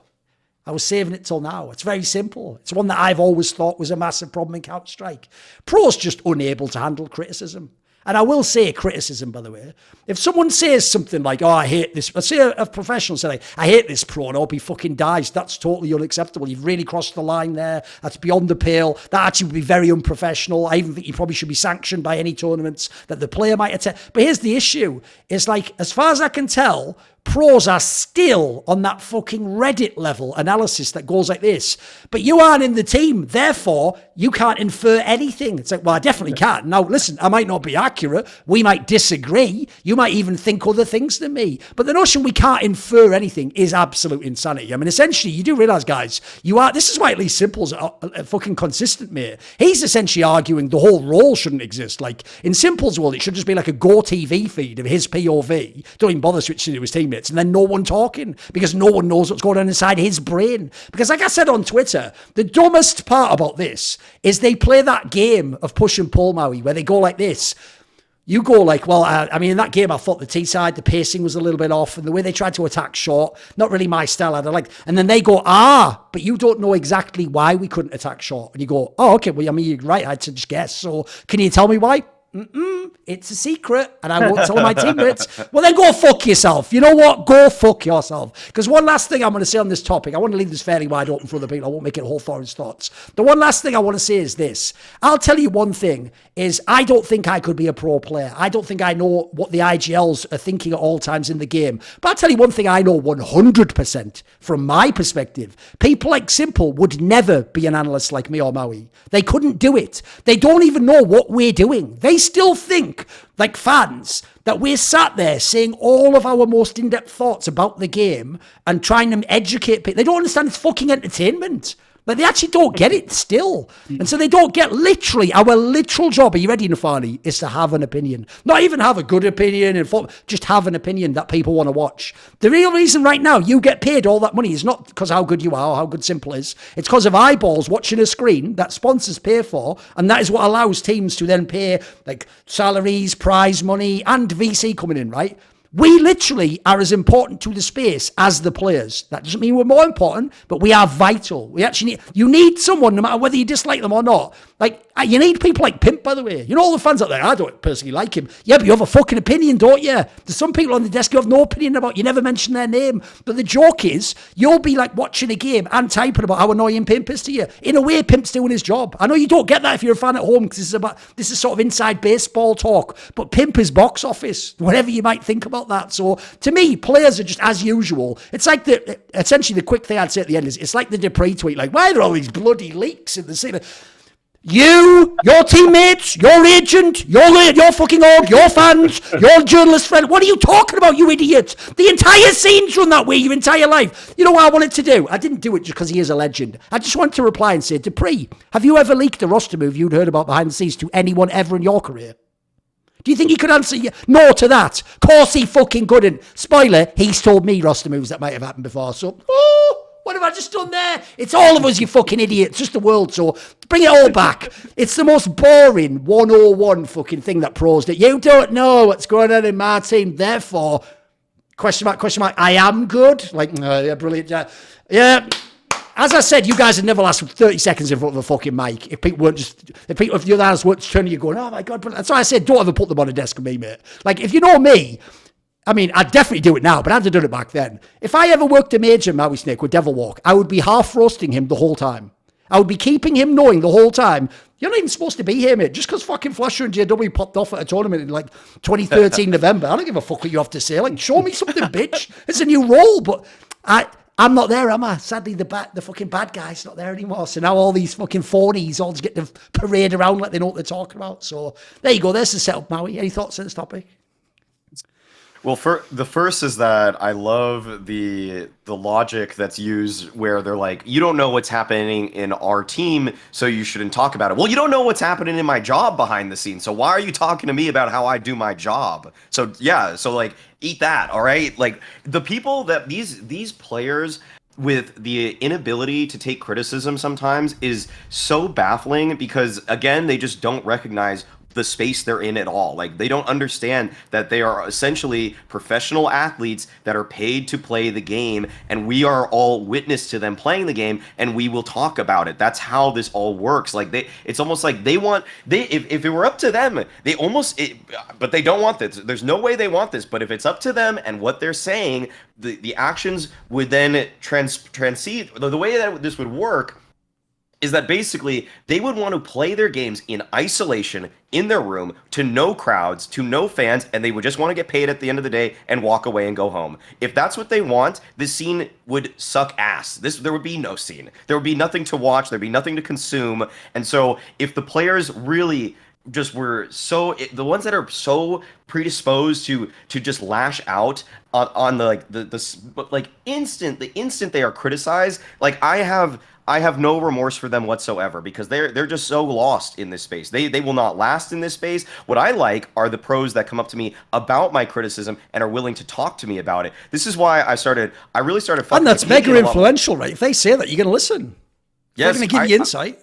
So actually, I was on my flight to IEM Dallas. I flew from London to Chicago to Dallas. On my Chicago to Dallas flight, Cadian had the seat next to me. Just by chance, we sat right next to each other, so we talked for like the whole flight. He talked to me about what he thought about my segment where I was calling him not the main character, and we ended up, kind of like in some ways like breaking bread over that moment. We started hashing things out. We started talking about it. I'm still going to criticize him because he understands what the broadcast is because he's been on the broadcast. He knows that it's about having entertaining points of view. He gets it. And Apex has had the similar conversation with me before that, he gets the jab sometimes. He gets why all that stuff needs to happen.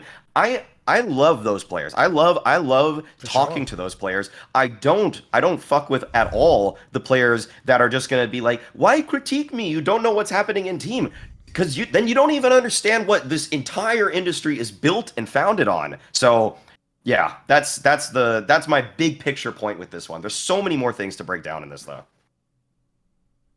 Yeah, it's interesting. I almost feel like it's not a perfect parallel, but it's kind of like how professional sports like American football, basketball, how they transitioned to really understanding social media, because it went from them just having social media accounts and lashing out at people to being on podcasts, running podcasts, actually communicating like their points of view very clearly, and it's opened them up. Firstly, it's made them a whole bunch of money, which they always appreciate, but it's also managed to make them far more relatable and understood by the viewer. So I think a lot of pro players need to get that into their heads as well. I mean, sure, for a lot of them, English isn't their first language, which is, of course, comical when they try to debate people on Twitter.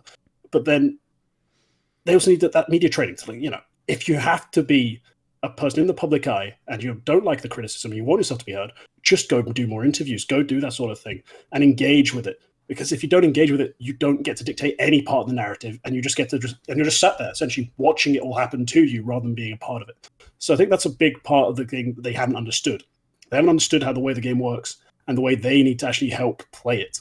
Like, you just put it quite clearly that if they had it their own way, some of these players, they would just be playing with no fans, no viewers, and getting paid literally like a bounty. Like, you won a game, here's $500 over and over again. And there's probably some version of that. I think if they take a massive pay cut and go play Quake, there won't be any fans or viewers, and probably a whole lot less criticism on social media. But if this is Counter-Strike, we have all these viewers, all these other players, and actually a great broadcast that's worth watching. So they actually do need to be able to engage with that stuff. And I think until they get that in their heads, they're just going to keep being frustrated by the way they're talked about rather than being talked to. Yeah, basically, one of the things we're outlining here, if you're a pro, he actually said it in some ways more concisely than I did, is half of your job for real is to be talked about, potentially inaccurately by fans and analysts, and to be judged. That actually is half of your job, at least. The media part is, like, at the moment, the overwhelming part. I don't want to say that because it bombs you out to realise actually your op frags matter less. The joke is, what Cadian does in his interviews and outside of the camera reactions are actually more important to his job than what he does inside the server, where he's probably the best in-game leader and sometimes carries an event as the MVP, because one of them can actually make you money and gets you the attention you want in this economy, and the other one just makes you Gambit online. It was amazing, but no one knew them and people didn't even watch from CIS region. Like, that was sad. They were the number one team in the world, people remember, and the finals were getting fuck all viewership because no fan gave a shit. It didn't matter how good she was. No one knew this guy. He was a quiet little kid. No one knew who Axel was. None of the players had profile. Like, the joke was Hobbit was the person with the profile and he was a quiet fucking player anyway. So there's a couple of other things here. One, not only must you acknowledge that media is a thing, you can't just keep like King Canoe going into the sea like, turn back tide. Don't you know I've won a major? Turn back tide. Like, that's just reality. Like, you just have to accept media is. But I'd say more than him accept it, along KingT's lines, embrace it, you idiot. Like, the dumbest thing is this. Simple has literally done this to me and Maui. You do know if Simple or Fallen or any of those people with like 1 million Twitter followers flames me and Maui, they instantly win. They don't even have to say anything. Like, I was actually making points about like Fallen. Simple just had to go like, you fucking idiot, or whatever, and then he just wins, like, billion likes, loads of fans, Lord, shut down the goat, shut the fuck up, idiot. Like, it doesn't even matter what point they make, they win. So the dumbest part there is like, bro, you're essentially complaining, like, look at this phone, there's all like evil shit coming up of it. You can use that against your enemies, dumb fuck. Like, essentially, if Nafany, by the way, here's what you'd actually do. I wouldn't even just do with this. If he'd have just done a thing where he like broke down like something in a game using the secret knowledge we don't have, and then he showed like something Maui had said on the desk, and so like, see, it wasn't like that at all. Dude, that would be so effective. It might be complete fucking like sophistry. It might not be accurate, but that would win so many of those bozo kids who think Nart out here is better than Blade because they watch his videos. Like, they would for real just be like, holy shit, like he did it. And they'd even repeat that forever. Like, I'll give you a random piece of info people won't know. This is just a weird analogy. Maybe Maui knows who this guy is. One of the guys I did an interview on my side channel with, right? He's a bit like off in the like political sphere and literary stuff, so I won't go into who it is. But basically, he famously got donked on Twitter once, right? Where a guy, it looked like, trapped him like classic Richard Lewis style and wrecked him. Where what happened was this guy, he was talking about how he'd read all these books about, I think it was about Rudolf Steiner, the occult like thinker and like scientist of the early 20th century. He was talking about how he'd read all the books, and then someone said something like, oh, have you read that one that he wrote about theosophy? And then he was like, yeah, of course. And then the guy goes, you didn't because it doesn't exist and I just made it up. But you know what's mental? That was then saved as a screenshot. And I have seen that posted hundreds of times, unquestioningly, by plebs. And what they do is they post it, and it's proof, Maui, that the guy I'm talking about knows nothing. In fact, he's a liar and a poser. Do you want to know the craziest detail? If you even just Google now, Rudolf Steiner, theosophy, it might have been Rudolf Steiner, it might have been someone else, whoever it was, they literally had actually written a book. It's just the whole book wasn't about theosophy. It was about like world religions, and one of the chapters was about theosophy. So essentially, the dunk is totally 100% factually inaccurate and wrong. But because fans don't look this shit up and they just go about it, seems like you win. Like, that actually is how media works, you dumbass players. Like, that's why I say especially Simple and Fallen. You win instantly when you do it. You don't even have to have a good point. You have to have nothing, because who you are is why you're winning. Your popularity and why people love you is why you are winning this argument, not the points you're making. So first of all, it's the easiest clapback of all time. Like, in this analogy, you know, Maui has it. How many Twitter followers do you have? Like 50k? 18k, right? Maui has 18k, right? Nafany's not exactly the biggest Twitter guy. You're like fucking one of those things on Attack on Titan compared to him. You're like a giant overly. You can just fucking eat him at any moment you want. The worst he can do, by the way, is talk shit about you on a desk. And if he's actually professional, he won't ever do that in an unfair way. He'll still have to actually, like I do, just swallow it and still say Simple's the GOAT no matter what he said about you. That's the difference between our roles, you know. You as a player can actually even be a dickhead and just say Maui's shit. He can't even do anything about that. It's not part of your job. So I think it's already dumb. And then lastly, I'll just say this.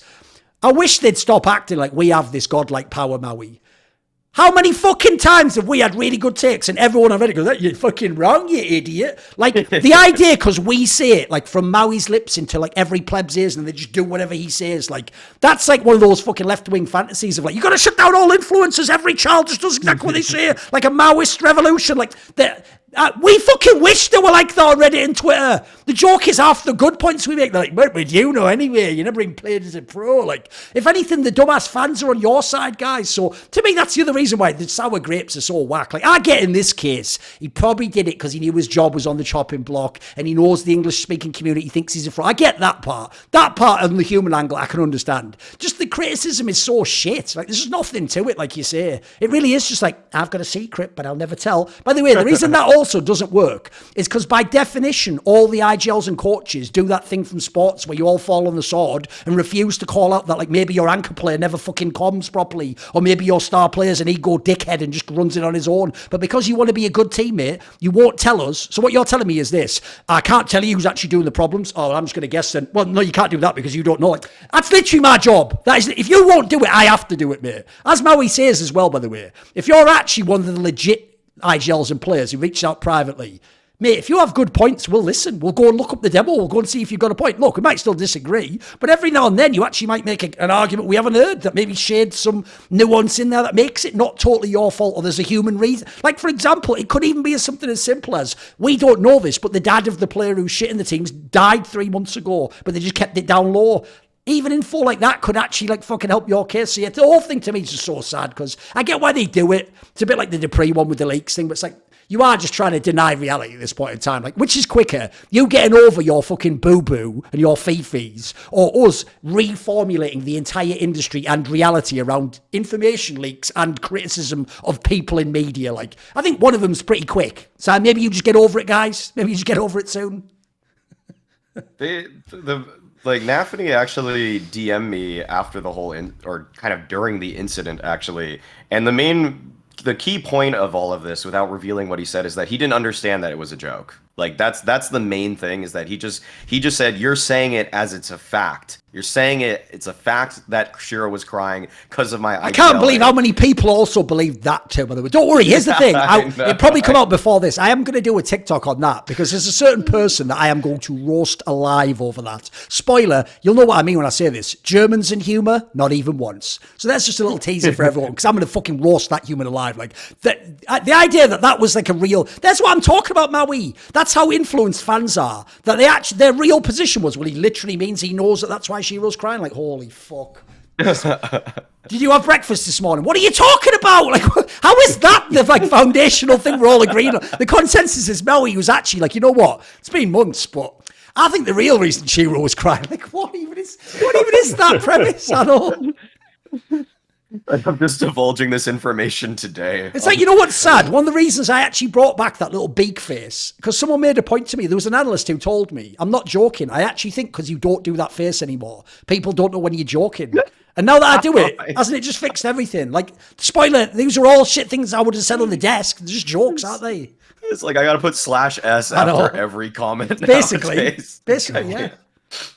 Okay. Man alive. If you don't have any crypto to put on esports bet, there are a couple of ways you can get some. One, you could just make an account and every day you log in, you will get 600 DJT, which you can make bets with and eventually actually convert into USDT. Check out the website. You can also participate in their Watch to Earn program, whereby watching games embedded on the site, you can earn back a percentage of your bets. And in doing so, increase the amount you have. Again, check out the website for more details, esportsbet.io. Right, let's do the ugly then. I mean, that could have been the fucking ugly, but we'll do it now, right? What's your ugly point, KingT? So I'm sticking on the roster move front. That's really the sort of stuff I've been thinking about the last kind of week or two. And for me, it's basically this. OG are fully committed, submerged, drowning in mid. They're just so mid. And I guess losing Dexter was kind of necessitated to bring back hang on, did I say Nexo coming back was needed Dexter to leave? Because apparently there was a bit of a clash between the two of them. Okay. So I guess they had to make that move. And that's the only move I think they actually nailed. Bringing in Regali, he's a guy who's actually shown a lot of potential. I did a video on him. I love what I saw. That's a great pickup. But then to go and replace their riflers, they got Keto and Fascia. which is just like, I guess let's make the devil's advocate points here. Keto, yes, when you give him the right kind of roles and you keep it simple, he can shoot heads. Cool. He may not dodge the flashes, go the right direction, or shoot the right team, but he can shoot heads. And then Fasher, at his best on Ecstatic, was being set up entirely by Bird from Sky, looked like he could be a star rifler. He definitely wasn't that in Fnatic. He wasn't set up for it. He never got the right roles. But when he was set up by, and I'm telling you literally, he got to have 3 players bait for him. 3. Like, literally die for him. They all had traded percentages of like 27%, astronomically high, and you watch the demos, they are just dying for Fasher. So yeah, when you set him up that heavily, he can give you a 1.1 rating. So there's stuff to look forward to if you're willing to sacrifice 3 riflers and then hopefully get something out of your AWPer. But other than that, I mean, really, who reads this roster lineup and thinks they're contenders now? I mean, they kept Fiku, who was, if you watch the demos, doing his job fairly well. Like, he's shown some glimpses of being an all right supportive player, but was not moving the needle in anyone's eyes. No one saw Fiku's play and thought, oh crap, this is it. This is the next big signing. No one thought that. So this team looks just destined to go out in 16th place in every big event that they've bought their way into. It's not a very interesting roster. And honestly, I think we're going to just forget OG exists as long as they're not on the server. I love the labeling of it as just mid, because OG, the biggest problem as an organization in CS is that it's impossible to care about anything that they're doing because they're always just meddling in mediocrity.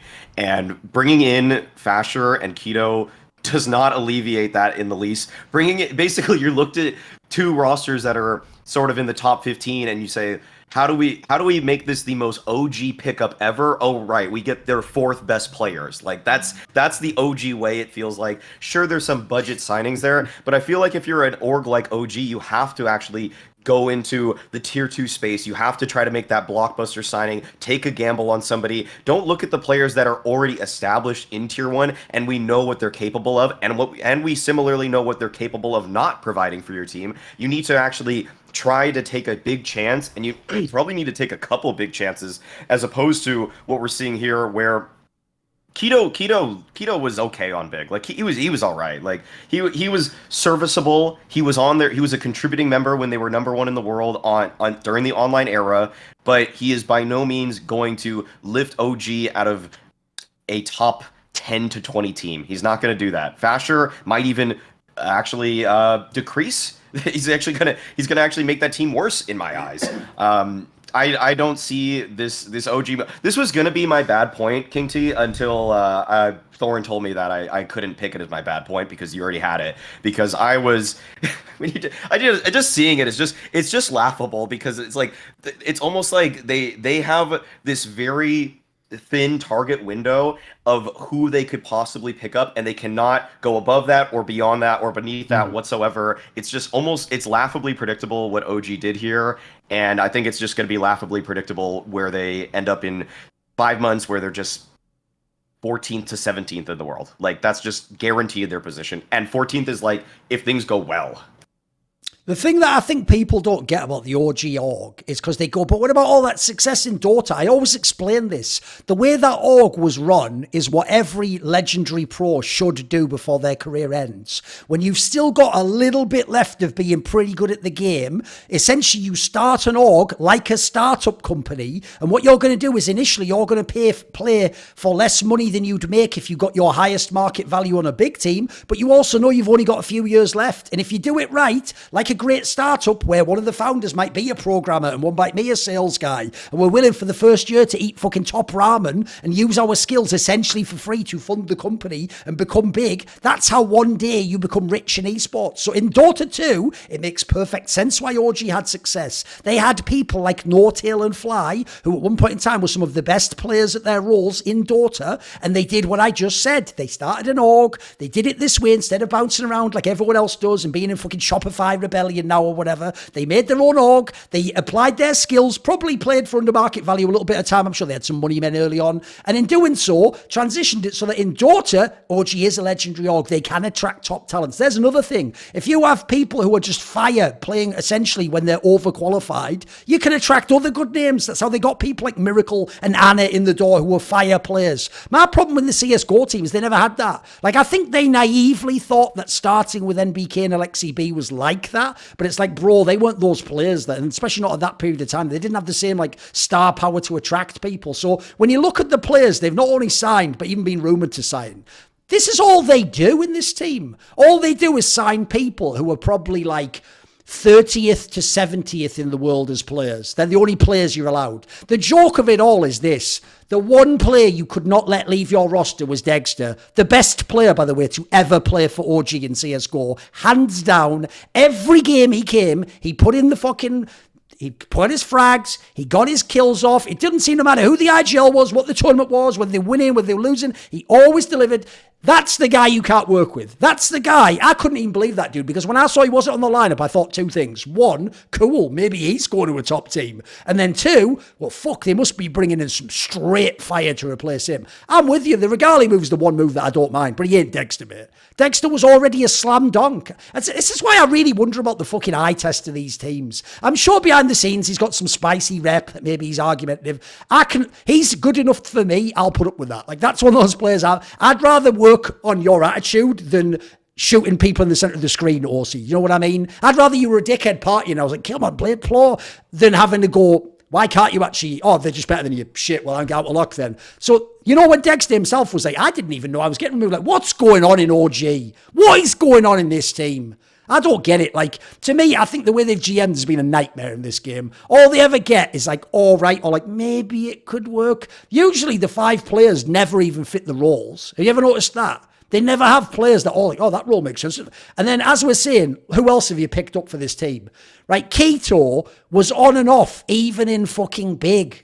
Even big, his own boys who'd used him his whole career and it's best to know him inside out, everything about his game. Even they would sort of be like, right, look, when you're on like that little streak you get where you sometimes top frag, you can play. When you have the one where you do badly, fuck off to the academy team. Like, even they didn't care about him, mate. And they cannot be fucking choosers. They are the beggars definition of fucking European esports. There's not many good German players. And then the one that really kills me has obviously got to be, who was the other player they signed?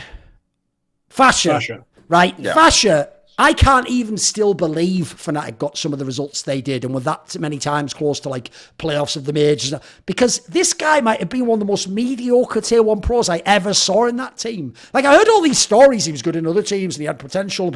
In this team, he really did look like, well, it's a bit like Norbert in fucking VP. It's one of those players where I'm like, bro, are you just an empty chair? Like, is your job just don't die too much or something? Like, what's going on here? Because he was supposed to be like the talent. If people don't know, in that team, the idea Roy's top fragging, you've already fucked up if Roy and Messi are top fragging me. They're not even supposed to be in those roles. It's your time, Fascia. Essentially, it's your time to shine, homie, and you didn't. Despite even actually your team sometimes going on runs. So to me, again, like, these are just surplus to requirement players from elsewhere. So I don't know what they've got in this team. Like, this is almost on the TSM level. Like, why should they ever be relevant? And I'll tell you the saddest thing about this lineup. They're a fucking Blast partner team. You're going to have to watch this team along with Evil Geniuses and fucking NIP. Give me a break. And Big, like Astralis. Dude, the Blast partner system. I don't have a problem with the system. I think it's a great idea for revenue. It's just the orgs. Some of them are fucking dog shit now. Like, notice they're not the teams making these hype moves. Like, where are all the fucking sick moves for Blast teams? So that's the saddest part about this, is that you will have to see them again. You have to see them in every bloody Blast groups. And EG's proven they'll never kick anyone out of that shit, by the way. They'll never do it. Like, you can come last place every time. They don't care. So sadly, we will be forced, like Malcolm and Clockwork Courage, to watch this shit and then just go, how incredibly fucking underwhelming. Shame it's not Dota. Because you're right to put this in bad. What's good about it? Aside from maybe Regali's all right, and I'm assuming that was like a rugger pickup or something. What is there? There's nothing in the team. And that whole thing of like, but Nexus coming back. I even like Nexus as a human. I don't know why we're putting all our fucking eggs in it. I love the idea. Aleksib's a bomb that should be banished from the scene. But Nexus is like a fucking secret genius that must be nurtured and cared for. And if the AWP is too spicy with him, we better just kick him out, even though it was our only good player. Like, give me a fucking break. Right, okay, Maui, what is your ugly point? It's just a trend right now for a lot of teams to go this route when making roster moves, but it's that we keep seeing, this is no pun intended, support players get dropped.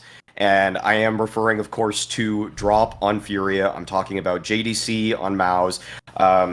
In some ways, we've seen it work. We've seen it work in some ways. Obviously, another great example of this is Inters for Buster. Like you're already a support player is not in a position to succeed. That's generally what this role entails. It's not necessarily that different teams don't structure their approaches in different ways, such that the support player or the support spot that one team would consider to be the support spot actually ends up being the star spot for another team. But in terms of just how these teams are composed, JDC, Drop, Inters, they were never supposed to thrive in their positions. That's just not how it's built whatsoever. We see a great example of a replacement for support actually helping a team in Heroic, going for the Yabby for refresh move, which seems to have actually really bolstered their firepower, given them a little bit more of an X factor in games, because Yabby actually has really adapted to those roles very well. But so frequently it just seems to happen. And to me, it just comes across as needless. Unless you actually have some support player that's in line, that's such a huge upgrade. It's a bit of a scapegoat move. It's a move where it kind of, in a way, just says that we're not ready to give up on our style. We're not going to actually change our structure too much. We just want to see if we can get a little bit more boost here in firepower. It's obvious. Another great example of it working is Olaf Meister for Rops, but I think that's such a drastically different case where that was such an obvious pickup for FaZe and such an obvious upgrade that it was always going to find a little bit more value. Also, the reunion with Kerrigan, because he knows how to use him, but when it comes down to just taking a player like JDC out of Maus, I don't think anybody is really looking at that Maus lineup and saying this is the problem. I think the problem for a lot of us with Maus is the calling, and I think it's Torji. I think those were the two moves, the two players. So I am referring to Dexter there. I'm talking about Dexter and Torji. To me, were more the biggest issues, because it's not like JDC was supposed to be doing too much in his spots. Yeah, he could get maybe a kill or two more, but that's not always, to me, actually the big reason or what you should even be trying to do as an organization. So I kind of just put it in the ugly category, because it just seems to be something that's been consistent across the scene, where they just look at the ratings, they just say, this guy's our lowest rated player, so he must be the problem, and so we're going to kick him out for another guy. And to me, it just hasn't always actually changed anything for teams. It's almost just a cosmetic facelift. Yeah, the most terrifying part of mouse sports seemingly following this trend is that we've seen minus JDC. Does this mean Dexter's not leaving? Like, they're connected to Sue. We were hoping he was coming. Oh, so maybe a world he plays as not IGL, you mean? Yeah, will they just keep him as an IGL? Will they keep him as a fragger? Like, what the hell is going on there? Yeah, like, that's pretty grim, like, to think about. Maybe if it's a 2-for-2 change, like they're bringing someone else in as well. But either way, I'm a bit worried for that roster. But so often, yeah, teams make this change. The historic example also, the NIP constantly changing fifths. You keep changing these players out, and a lot of the time it feels like, yeah, we think we're just there. Like, it's going to take that one tiny step to push us over the limit. And maybe it's just a vibe change. Maybe it's a personality thing.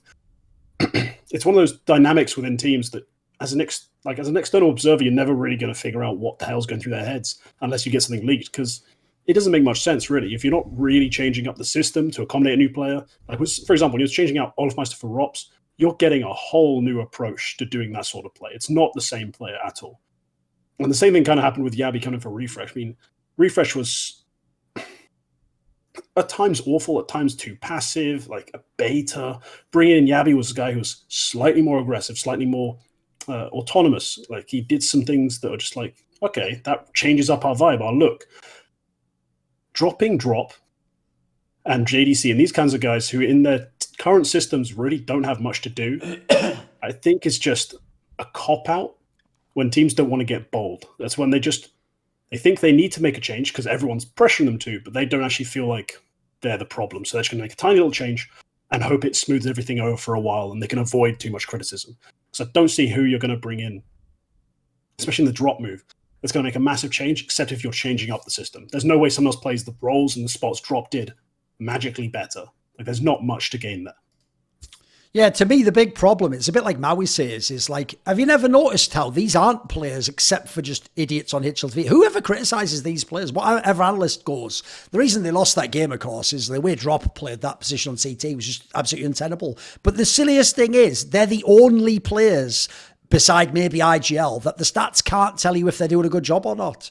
You have to actually watch the game and assess literally based on like if someone pays, the most famous example of all time is if someone is the fucking B Mirage anchor on CT side, you cannot know by their stats if they did a good job or not. They could die every time, but maybe they hold them off. Maybe they use utility. They trade back and forwards. Maybe they do damage. Maybe they like hide in the site. Look, there's so many things they could be doing that might actually be the reason that the rotation gets there, or the other guy who plays the site rotates back in and kills them, or they actually are the bait for that guy, like Taco used to be for Cold Zero back. There's a million things you could do. So my problem is this, is whenever I watched both those guys, Drop in particular, I watched Drop and I was like, right, this is a team I already know has a poor grasp on IGLing, doesn't even understand what an AWP does in Counter-Strike, and just has two really skilled riflers who appear to do whatever they want. Why the fuck would this be a team that would understand how to use a supportive element? Like, to me, this is a bit like when people used to really believe hard entry was a thing and you permanently are the one that goes in first. Like, they're doing that thing where they give these support players the worst roles across the board,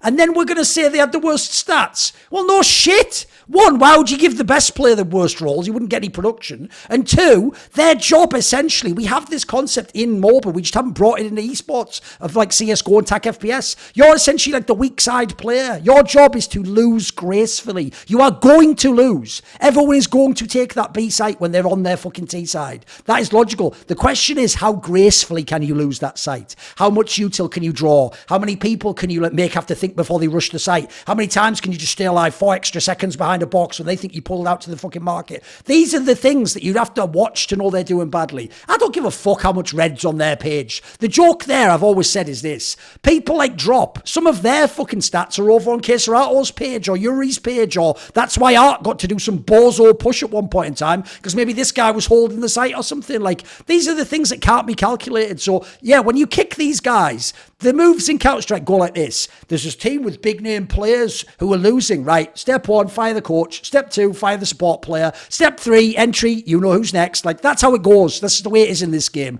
Because as you're saying, it just avoids you ever having to point out, wait a minute, if this guy was doing all the worst roles and he was all right at it, that's almost like he made the platform and then it was like us that were no, it must be the support player. Kick the support player. And the worst thing about kicking them is, and you're going to see this with all these teams, the way you know they don't get the roles in the game is they don't go, it's okay because we're getting Perfecto though, and obviously he's better than Drop. No, they always bring in just another fragger.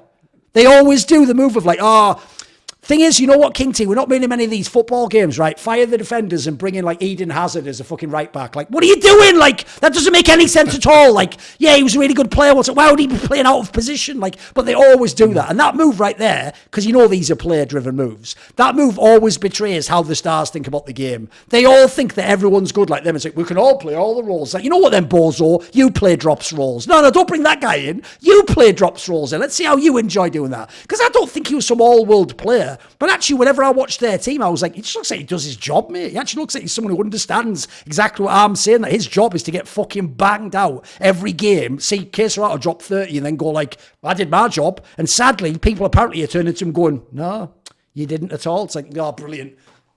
This is also one reason, by the way, I'll never accept you pro players telling people like me and Maui, we don't know Counter-Strike. I've watched this game for 21 years or something, you fucking idiots. Like, the joke is, I think Simple was 1.5 years old when I started playing Counter-Strike. Like, you're the ones who don't know the fucking roles. You're the ones who think it's FPL. Like, you've shown it time and time again, so I find it so sad. Like, the JDC one also is mental, because isn't the whole narrative, he's the real reason they sort of put that team together and got those players from the... So all those fucking results, like, some of that goes to him, and now he just gets his ass booted out the team, and for what? Again, essentially, as far as I can tell, JDC had to be beaten because he is the whipping boy, because Torji can't ever take a hiding from the coach. Is this what's going on? Are we on some, like, fucking public school shit where, like, you can't whip the prince, you have to just whip the shit out of his German friend, like, just to make him feel like, what are we doing here? Torji never turned up to a single bloody big match I ever saw in my life. The JDC guy actually is the only reason they were in that fucking final of IEM Dallas. He was having a bunch of big games way above what he should be having. They was just carrying him through the matches. So, as usual, I'll always feel fucking sympathy for the support players that actually play those roles and just get fucking dicked after giving everything to the team. I think it's just sad. It's just a fucking sad state of affairs. Right, let's do it. The last one, my ugly point. This could be contentious. That's why I also put it as ugly. I'm actually totally open to the idea. You both might completely disagree. I'm actually not a big fan of Vitality gambling on flameZ as the player they're bringing in over dupreeh. Here's why. One, you just won the major, and with how good Spinks and ZywOo are, think of the names even in this episode alone. Think of the names on the market right now. Bro, there are so many people would snap call joining your team right now. Maybe even for not much money. Maybe even for a small salary. Because they want to win. They want to be in a team with the greatest players. They want to win the next major. So I not only think you had almost your pick of the litter of who you could have had, but I also look at the reasons why you've done this move. And I just think they're a bit wonky. Like, for example, I sort of get why on T side you think it's a good move. But even then, I don't necessarily know that, because here's the problem I have, is I didn't even think flameZ was that good in OG. I didn't even think he was even that good in that team. Like, he looked like he was one of the better players. He never looked like he never got it down the way some of the other young stars in the game have, or rising stars. He was still mega streaky. He looked, quite frankly, like his mental was a bit dodgy and he went missing in a lot of big games. So already I don't know why he's the pickup. Then, even if on T side the roles make sense, you're acting like he's played at tier 1 in massive final. He's never done any of that shit. He's never done any of that shit. You have no idea how this guy will hold up. And I'm just going to say this. You just did this with Spinks, and he was way more of a slam dunk signing. You took all those months to get it working, and the difference is he's played at a level flameZ had never played at. He'd already been in a major semi-final, mate. He'd been in the Pro League final. He'd already been a stud. flameZ has just shown like little glimpses. And as far as I can tell, he's not being brought in to be a star player. So there's another thing. You were someone who's being touted as a star one day. Now you're being brought in as a role player, replacing a mega veteran who they already take for granted knows what he's doing. And then I'll just throw this in there as the last thing. On CT side, because my assumption here goes like this. Zonic probably talks to Rugger, their Danish coaches, and obviously Spinks is fucking Israeli, just like flameZ. So I'm assuming it's like, get my boy in, like he'll be good, I promise. Right? Even if on T side it made sense, I don't know what fucking roles this guy is going to get CT side. Because in a team right now, Maui, where you have fucking Magisk, ZywOo, and you're not giving him his roles. He's not getting all his spots on CT side. There's no way. And so I'll tell you what, you're also putting an inexperienced player in the number 1 team in the world into a bunch of CT spots he might not have played before. This has like fucking so many red flags on it for me. There's so many red flags. So I know everyone else is just going to go, the talent. And so I'm open for people saying I'm wrong. Obviously, they might win tournaments, it might look silly, but I feel like that. What I don't get is, I get that he's a young player, but I even feel like there's young players that looked more like a slam dunk here. I feel like there's other players you could have just had. I don't know why you had to gamble, essentially. That's why I say it's ugly. It's not bad. It could even work out. I just don't get why this is the gamble, you know. Roll for roll, it's not a good fit, actually. dupreeh, like, just thinking of some of the spots, like dupreeh was like A rifler, flameZ was playing banana. I think dupreeh was playing either B/catwalk at the end of his time on Mirage for Vitality. Also, flameZ was playing connector himself. So, like, in terms of spots, you're spot on that this doesn't make any sense.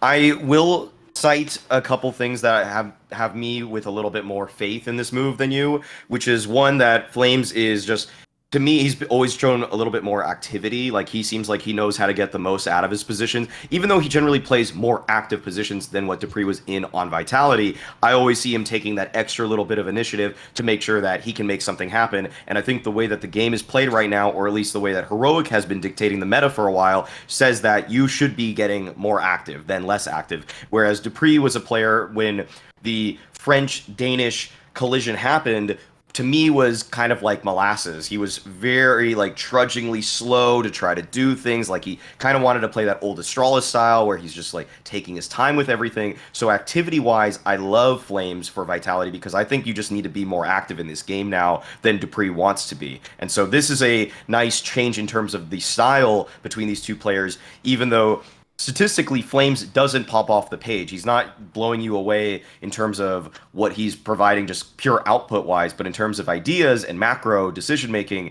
I prefer flameZ to dupreeh heavily. So that's why I'm a fan of this move. That being said, there is a little bit of trepidation because you don't necessarily want too many people who are always going to be active. And we know that Spinks now feels enabled. He's quite an active defender. He wants to push a lot of the time. Apex is probably the most active on this team. And so if you bring in a third active guy, then actually that's where the risks start to actually play out, where you have so many guys that want to do something and there's so much activity across the map that sometimes shoring up your defense where you're creating a weak side is the hardest thing, and that's where you're going to get burned the hardest. So it is risky, but I'm still a fan of the move. I would probably I think when we look at the rest of the potential players that they would have picked up, I'm not seeing too many people. I might be missing some in terms of free agents right now, but I'm not seeing too many that I'm really saying to myself that this would have been an obvious choice over flameZ. And so that's why I'm okay with it for that matter too. Yeah, I saw my initial gut reaction was, great, we've cut the guy who has struggled with motivation, fragging, finding a true role at times on this team. And we brought in a kid who is young, skilled, and really shows us some upward potential. I'm always be pro that kind of move. I like taking risks on young players. As someone who does spend a lot of time watching their demos and advocating for them, essentially, it does make sense. For me, the biggest question mark in this is, can Apex allow flameZ to be a good player? Because I think Apex has to basically get the fuck out the way. For so long on Vitality, we have seen Apex kind of call his own number in a way and take the initiative, make the plays. When really in this team, he needs to just allow flameZ to kind of pick his spots. Like, he's obviously not going to get the exact same roles, but then there's moments where flameZ is going to want to do stuff, and Apex has to kind of allow that to happen and move out the way. Just let him have his space to go do those things. I do think it's a big risk to take someone inexperienced who's never been in a big final and put him in the biggest team. And maybe they have just restarted that clock they had, where they spent all that time building up with Spinks, finally getting to a point where they could win events. Maybe they have just restarted that clock, but I'd rather teams do that than, never make the right moves or sign veterans who are just veterans. They don't really have any juice left in the tank. If they'd have gone out and just signed someone who had more experience on tier 1 teams, but who was clearly washed, I would have been very disappointed, because that's one of the trends we've seen in the past from teams. Sure. When they want veteranship, they're willing to sacrifice really skill. So I'm glad they take a risk on talent. I'm aware of the problems they could cause, and my biggest worry is that we are just going to see another 6 months of Vitality figuring it out, having disappointing finishes, and not being the top team they should be.